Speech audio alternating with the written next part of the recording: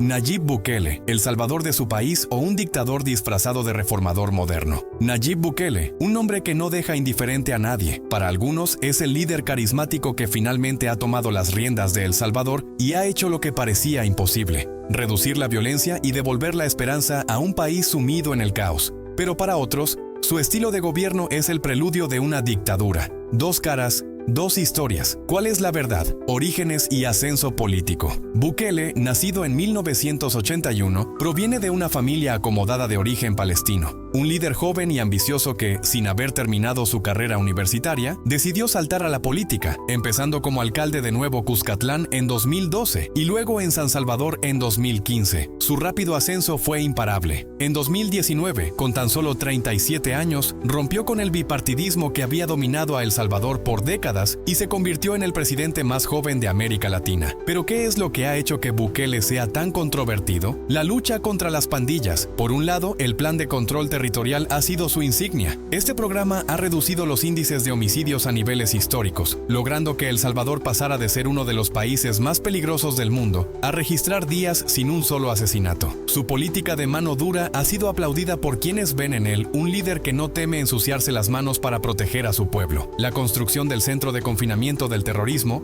CECOT, la cárcel más grande de América Latina, es un claro ejemplo de su enfoque implacable. Miles de pandilleros tras las rejas, una violencia en descenso. Parece un cuento de héroes, pero ¿a qué precio? Violaciones de derechos humanos y detenciones masivas. El régimen de excepción instaurado por Bukele y renovado repetidamente desde 2022 ha permitido arrestos masivos sin juicios ni garantías procesales. Se estima que hasta 200 personas han muerto bajo custodia, en condiciones calificadas por grupos de derechos humanos como inhumanas. Miles de personas han sido arrestadas sin pruebas contundentes, dejando a familias devastadas sin respuesta del gobierno. Bukele ha desestimado estas críticas, defendiendo su estrategia con el argumento de que el fin justifica los medios. Pero, ¿realmente justifica estas tácticas? Concentración de poder y autoritarismo. Lo que más preocupa a los críticos es el imparable ascenso del poder absoluto en manos de Bukele. En 2021, aprovechando la supermayoría de su partido en la Asamblea Legislativa, destituyó a jueces de la Corte Suprema que podían obstaculizar su camino hacia la reelección. Aunque la Constitución de El Salvador prohíbe la reelección inmediata, Bukele ha encontrado la forma de seguir en el poder. Su retórica desafiante lo ha llevado a autodenominarse el dictador más cool del mundo. Y aunque lo dice en tono irónico, muchos ven en sus acciones el preludio de un régimen autoritario. El control casi total sobre el Congreso, la judicatura y la represión de medios críticos han levantado serias alarmas. ¿Estamos viendo el nacimiento de un dictador? O, como argumentan sus seguidores, ¿es este control necesario para acabar con la corrupción y los males que han plagado al país durante décadas? Bitcoin y la economía. Bukele también ha sido audaz, incluso temerario, con su política económica.